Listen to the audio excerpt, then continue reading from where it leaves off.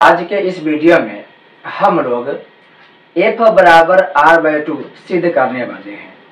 10th के exam के दृष्टिकोण से फिजिक्स से क्या ये टॉपिक बहुत ही महत्वपूर्ण है, क्योंकि अगर आप क्वेश्चन बैंक को उठाकर देखेंगे तो आप पाएंगे कि बहुत बार यह प्रश्न पूछा गया है। आपसे दे देगा अवतल दर्पण में सिद्ध करें एफ बराबर आर बाई टू, या उत्तल दर्पण में सिद्ध करें एफ बराबर आर बाई टू, या इन सब से न्यूमेरिकल प्रश्न पूछते रहते हैं। तो आज हम लोग यही साबित करने वाले हैं कि एफ बराबर आर बाई टू कैसे होता है। आज हम जो दर्शाएंगे यहाँ पर जो प्रूफ करेंगे वो अवतल दर्पण से है। बाद में इसका एक और पार्ट बनेगा जो उत्तल दर्पण से संबंधित होगा। हालांकि आपसे जब प्रश्न पूछा जाएगा कि एफ बराबर आर बाई टू साबित करे तो वहाँ पे आपको कोई दर्पण नहीं दिया होगा कि अवतल दर्पण से दर्शा या उत्तल दर्पण से। अब स्वतंत्र है, आप चाहे तो उत्तल दर्पण से दर्शा सकते हैं या आप चाहे तो अवतल दर्पण से दर्शा सकते हैं। किसी भी दर्पण से आप इसे दर्शा सकते हैं, सिद्ध कर सकते हैं। यहाँ पर हम अवतल दर्पण यूज किए हैं। इसके अगले वीडियो में हम लोग उत्तल दर्पण से भी इसे साबित करेंगे। समय की ज़्यादा समय न लगे इसलिए हम लोग पहले से ऑलरेडी इसको लिख चुके हैं। आपको एक एक स्टेप को लिखना पड़ेगा, तब जाकर दीर्घोत्तरीय प्रश्न बनेगा और आपको पूरा के पूरा मार्क्स मिलेगा। आपको ये सजेशन देना चाह रहे हैं कि यदि अगर क्वेश्चन पूछे आपसे और कभी कभी क्वेश्चन में आपको एक्स्ट्रा विकल्प मिलता है, जैसे दो प्रश्न है तो दोनों में से किसी एक का जवाब देना पड़ता है। तो कभी कभी क्वेश्चन पूछता है सब्जेक्टिव वाइज, तो उसका एक होता है क्वेश्चन कि किसी वस्तु के बारे में आपको वर्णन करना रहेगा। तो आप वर्णन जब कीजिएगा तो बहुत सारे बात को ध्यान में रखना पड़ता है। और एक होता है मैथमेटिक्स वाला प्रश्न, इस प्रकार के प्रश्न होता है जिसमें साबित करने वाला बात रहता है। तो आप क्या करेंगे, इस प्रकार के प्रश्न को सोल्व करने पर प्राथमिकता पहले देंगे, क्योंकि इस प्रकार के प्रश्न को आप सोल्व कर रहे हैं तो मैक्सिमम बच्चे को यह सोल्व करने आ जाता है। एक साल का समय होता है, उसमें वो सीख जाते हैं और इससे क्या होता है कि वो बड़ा आसानी से साबित कर देते हैं। इसमें शब्द के बारे में कोई खास परेशानी नहीं होता है स्टूडेंट को, और आसानी से पूरा के पूरा मार्क्स लेके चले आते हैं। तो चलिए शुरू करते हैं इस वीडियो को। यहाँ पर पहले से ऑलरेडी लिख लिए हुए हैं, बस आपको यहाँ पर हम इस पिक्चर के माध्यम से सभी बात को दर्शाएंगे। तो जैसा कि यहाँ पर देख सकते हैं लिखा है सिद्ध करें एफ बराबर आर बाई टू। कभी कभी पलट के भी पूछ सकता है आपसे, दे देगा कि साबित करिए आर बराबर 2f, बात दोनों बराबर ही है। जब यहाँ पे हम इस बराबर के चिन्ह का प्रयोग अगर बदल देते हैं, बदलने के बाद ये इक्वेशन आता है। तो या तो पूछ ले कि f बराबर आर बाई टू, या यहीं पर हम r लेके आएंगे यहाँ हो जाएगा 2f, दोनों बात बराबर ही है। अब यहाँ पर हम अवतल दर्पण से दर्शा है। तो आप जानते हैं कि जो अवतल दर्पण होता है वो अवतल दर्पण अंदर से धंसा हुआ होता है। हालांकि हम सभी बात को लिख चुके हैं, लेकिन जल्दी से थोड़ा बात यहाँ पर आपको बताएंगे। ये अवतल दर्पण हो गया। अवतल दर्पण अंदर से धंसा हुआ होता है। अवतल दर्पण के यहाँ पर आप जो देखते हैं ये वाला लाइन, यह मुख्य अक्ष या प्रधान अक्ष कहलाता है। यहाँ पर दर्पण के P, यहाँ पर पोल हो गया, ये दर्पण के क्या हो, द्वारक हो गया यानी कि त्रिज्या हो गया। यहाँ पर दर्पण के F होता है, C होता है। फिर आप यहाँ देखेंगे कि जो प्रधान अक्ष है, इस प्रधान अक्ष के आगे हम ये किरण समांतर गुजारते हैं। तो प्रधान अक्ष के समांतर जो किरण गुजारते हैं वह F पर जाकर के लौटती है, F से वह लौटती है।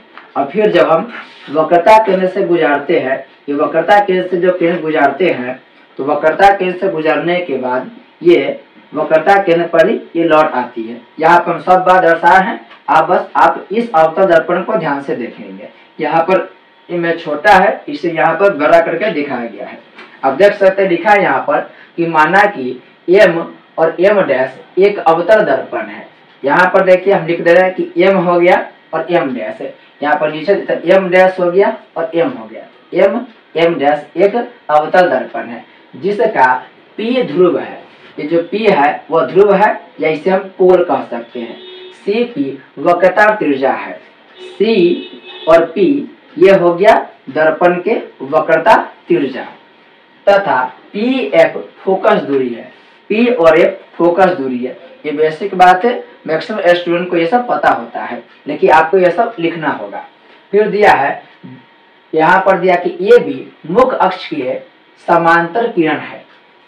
ए और बी ये मुख्य अक्ष है और मुख्य अक्ष के लिए समांतर किरण है, और मुख्य अक्ष के समांतर किरण दर्पण से परावर्तित होने के बाद एफ से गुजर रही है। तो दिया है वही कि ए बी मुख्य अक्ष के समांतर किरण है जो एक आपतित किरण है। ये आ रही है मतलब ये कैसा किरण कहलाएगी, ये आपतित किरण कहलाएगी। ए बी परावर्तित होकर एफ से गुजरती है। ये जो ए बी है ये दर्पण से परावर्तित होकर एफ से देखिए गुजर रही है। सी बराबर वक्रता केंद्र है। ये जो सी है ये वक्रता केंद्र है। सी बी दर्पण के मुख्य बिंदु पी पर अभिलंब है। सी और बी ये दर्पण के मुख्य बिंदु बी पर क्या है, अभिलंब है। ये देखिए सी यहाँ से किरण गुजर रही है तो लौट के आ रही सी पर, तो ये एक अभिलंब का काम करी। ये जो सी है एक अभिलंब का काम कर रही है। अब यहाँ पे क्वेश्चन दिया है, देखिए कह रहा है कि कोण ए बी सी बराबर है कोण सी बी एफ के। कोण ए बी सी, यहाँ पे देखिए ए बी सी इसके बीच में एक कोण बन रहा है। ये बराबर है किसके, कोण सी बी एफ के। कोण सी बी एफ के यहाँ पर देखिए आप कोण है, यहाँ पर देखिए इस प्रकार से ए बी और सी ये जो कोण यहाँ पर देख सकते हैं, यहाँ पे कोण बना है यहाँ पर। फिर है सी बी एफ, ये देखिए ये वाला सी बी एफ ये भी कोण बना हुआ है। सी हो गया, ये बी हो गया और एफ हो गया। इस किरण के बात हो रहा है, ये भी क्या हो गया, ये कोण बन गया। अब ये दोनों कह रहा है कि बराबर है। ये दोनों बराबर इसलिए है क्योंकि आप पढ़े होंगे परावर्तन के नियम और अपवर्तन के नियम। तो परावर्तन के नियम में पढ़े होंगे कि आपतित किरण और परावर्तित किरण दोनों बराबर होती है, और आपतन कोण परावर्तन कोण दोनों बराबर होते हैं।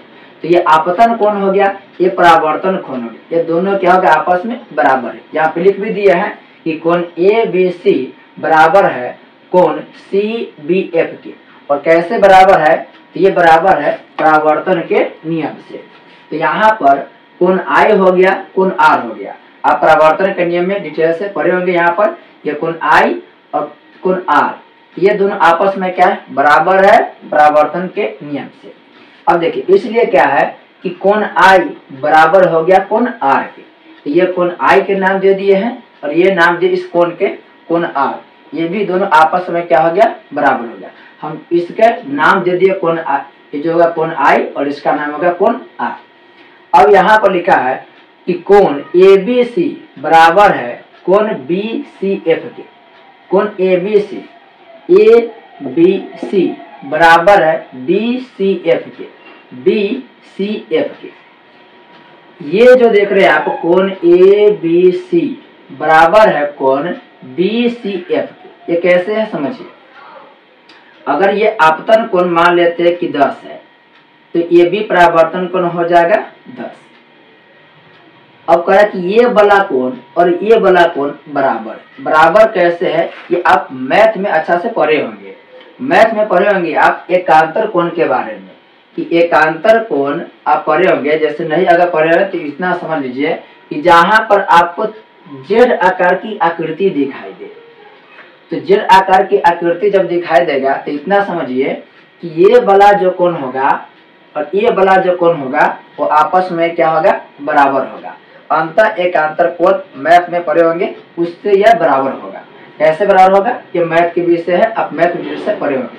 फिलहाल के लिए इतना समझिए कि अगर जेड आकार की कोई आकृति बन रही है तो एकांतर कोण यहाँ पर बनेगा, ये वाला एकांतर कोण बना और ये दोनों आपस में क्या होगा, बराबर होगा। उस तरह से ये जो देख रहे हैं कोण, ये वाला कोण ये बराबर होगा इस कोण की। तो यदि ये 10 है तो ये भी क्या हो जाएगा, 10 होगा। कैसे 10 हुआ, एकांतर कोण की वजह से, ये दोनों आपस में बराबर है। अब आप गौर करेंगे इस त्रिभुज में BCF में यहाँ पर हम त्रिभुज बना रहे, इस तरीके से आप देखिए ये हो गया बी, सॉरी सी हो गया, यहाँ पर बी हो गया, यहाँ पर एफ हो गया। यहाँ पर 10 है, यहाँ पर भी 10 है, यानी दोनों कोण आपस में क्या है, बराबर है। तब पढ़े होंगे कि जिस त्रिभुज के दो कोण आपस में बराबर होता है उसके आमने सामने की भुजा भी क्या होगा, बराबर होगा। तो ये जो 10 है, ये 10 के आगे ये भुजा है CF, और ये जो देख रहे हैं ये जो 10 है इसके सामने की भुजा BF, ये दोनों भुजा आपस में क्या होगा, बराबर होगा। तो ये जो त्रिभुज है वो त्रिभुज बन जाएगा समद्विबाहु त्रिभुज। समद्विबाहु के मतलब हो गया वैसा त्रिभुज जिसकी दो भुजा आपस में बराबर होगी। वही बात यहाँ पर लिखा हुआ है कि जब कोण I बराबर कोण 1 हो गया, यहाँ पर जो कोण है उसका हम नाम रखे 1, पहला नंबर। अब समीकरण 1 और 2 से जब तुलना किए तो कोण 1 बराबर हो गया कोण R के। अभी देखिए कोण 1 जो है वो बराबर होगा कोण R के, क्योंकि ये इसके बराबर है और ये एकांतर कोण से बराबर है, तो ऑटोमेटिक ये दोनों आपस में क्या हो जाएगा, बराबर हो जाएगा। तो त्रिभुज देखिए यहाँ पर हो गया क्या, त्रिभुज CBF। यहाँ पे देखिए CBF, ये जो त्रिभुज है ये समद्विबाहु त्रिभुज है, क्योंकि ये कोण और ये कोण के आपस जो सामने वाली जो भुजा है वो आपस में बराबर हो रही है। तो ये वाली भुजा और ये वाली भुजा दोनों आपस में बराबर हो गई। तो जैसे दो भुजा बराबर हो गई ये त्रिभुज बन गया समद्विबाहु त्रिभुज। ये बड़ा आगे ध्यान कीजिएगा, ये काम आगे तो इसलिए त्रिभुज CBF समद्विबाहु त्रिभुज है। अब जैसे CBF समद्विबाहु त्रिभुज हुआ, करक CF बराबर होगा BF के। CF, ये जो CF है क्योंकि इसके सामने का भुजा और इसके सामने, तो इसके सामने का भुजा ये हो गया और इसके सामने का भुजा ये हो गया, तो CF बराबर हो जाएगा, CF बराबर हो जाएगा BF के। वही बात लिखा हुआ यहाँ पर, CF जो है वो बराबर हो गया BF के। अब यहाँ पर थोड़ा दिमाग लगाना होगा आपको, दिमाग नहीं ये कंडीशन मानना होगा, तब जाके आसानी से बनता है। करा कि दर्पण की वक्रता त्रिज्या बहुत कम मानने पर B तथा P के नजदीक होगा। ये B हम यहाँ पर लिए हैं, लेकिन अगर इसी को हम नजदीक में मानेंगे, जैसे दर्पण को हम मान लेते हैं कि दर्पण की जो चौड़ाई है बहुत कम है, तो यहाँ पर हम खींचे ये पोल हो गया, और इसी के आगे जब हम गुजारेंगे, आगे की तरफ गुजारेंगे तो ये दोनों रेखा आपस में लगभग क्या होगी, बराबर मानी जाएगी। यानी इस B को हम अगर नजदीक पर रखेंगे, आप मान लीजिए कि हम B को यहाँ पर रखें, तो F से जो गुजारे हैं, तो देखिए ये जो देख रहे ये लाइन और ये लाइन आपस में क्या हो रही, नजदीक हो रही है। अगर फिर हम यहाँ से खींचेंगे तो देखिएगा ये आपस में बहुत ही नजदीक होगा। अगर B को हम और नजदीक लाए तो नीचे देखिए और आ गई, और ये दोनों क्या होगी, आपस में लगभग बराबर मानी जाएगी। तो वही लिखा है क्या कि दर्पण की वक्रता त्रिज्या बहुत कम मापने पर, अगर बहुत कम मानेंगे तो B तथा P नजदीक होगा। ये जो B है और ये P है नजदीक होगा। जब नजदीक इसको लाएंगे, इसको अगर नजदीक लाएंगे तो यहाँ से जो लकीर खींचेंगे यहाँ से, वो इस दोनों, ये दोनों और ये दोनों आपस में क्या होगी, बराबर हो जाएगी। अब फिर देखेंगे यहाँ पर कि अगर हम B को यहाँ पर लाए तो देखिए यहाँ पर ये खींचा, फिर हम B को नीचे लाए तो यहाँ से खींचे तो और नजदीक आया, फिर हम B को यहाँ लाए तो ये और नजदीक हुआ। इस तरह से हम नीचे करते जाएंगे तो अंतिम रिजल्ट क्या होगा कि B इसी पर आ जाएगा और PF बराबर हो जाएगा किसके, ये जो पहले B था FB उससे के बराबर हो जाएगा F और P के बराबर हो जाएगा। तो यहाँ पर बना क्या कि जो BF होगा वो बराबर हो जाएगा PF के। ये जो BF है वो बराबर हो जाएगा किसके, PF के। PF के ये दोनों आपस में बराबर हो जाएगा। अब जैसे ये दोनों बराबर हो जाएगा, CF बराबर हो जाएगा PF के। CF बराबर हो जाएगा किसके, PF के। अब यह कैसे हुआ समझिए, देखिए ये वाला CF ये बराबर है इसके बराबर है, यानी CF बराबर है किसके, FB के।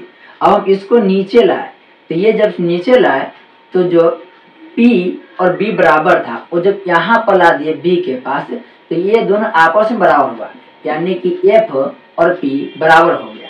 अब E बराबर है तो ये भी बराबर हो गया।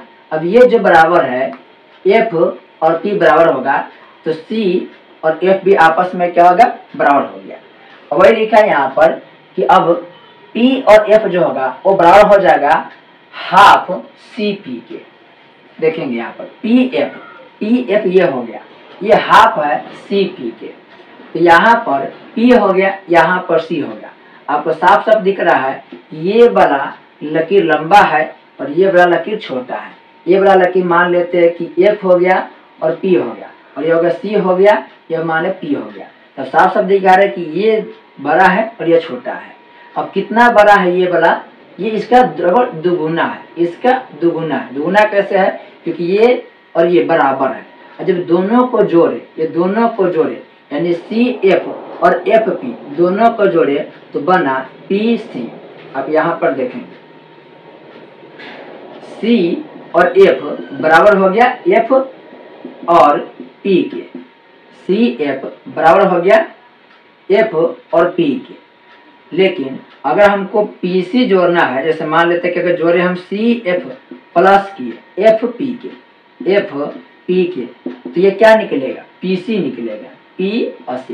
क्योंकि PC के बराबर ये दोनों जोड़ने पर निकले, ये दोनों बराबर होगा PC के। तो इसका सीधा मतलब ये दोनों मिलाने के बाद PC बना, ये डबल मिलाने के बाद ये बना। तो डबल मिलाने के बाद बना तो कहीं ना कहीं ये और ये आपस में बराबर है। तो सिर्फ अगर हम एक को लेंगे तो ये आधा हो जाएगा इसका, ये आधा हो जाएगा इसका। वही दिया कि BF जो है, या सॉरी यहाँ पर दिया कि PF जो है वो आधा है CP के। अब दिया कि PF बराबर F मान ले। PF यहाँ से यहाँ अगर F तक हम जो दूरी खींचेंगे वही हो जाएगा दर्पण की फोकस दूरी। तो दर्पण की ये हो गया PF हो गया दर्पण की, PF होगा दर्पण की फोकस दूरी। CP बराबर R है। CP यहाँ से यहाँ तक दर्पण के ध्रुव से वक्रता केंद्र तक जो रेखा खींची जाती है उसे हम बोल लेते हैं वक्रता तिर्य्या। वक्रता क्या बोलते हैं, तिर्य्या। और दर्पण के ध्रुव से पोल से F तक यानी फोकस बिंदु तक जो रेखा खींचते हैं वो होता है फोकस दूरी। ये फोकस दूरी हो गया, यहाँ से फोकस दूरी, और ये पूरा हो गया वक्रता तिर्य्या। तो फोकस दूरी को हम डिफाइन किए छोटा f से और वक्रता तिर्य्या को हम दर्शाए r से। तो कह रहा कि CP बराबर है r। ये जो CP है वो क्या हो गया, वे वक्रता केंद्र वक्रता तिर्य्या हो गया। इस तरह से देखिए ये यहाँ से यहाँ तक वक्रता तिर्य्या हो गया। CP जो है वह वक्रता तिर्य्या यानी कि r हो गया रेडियस।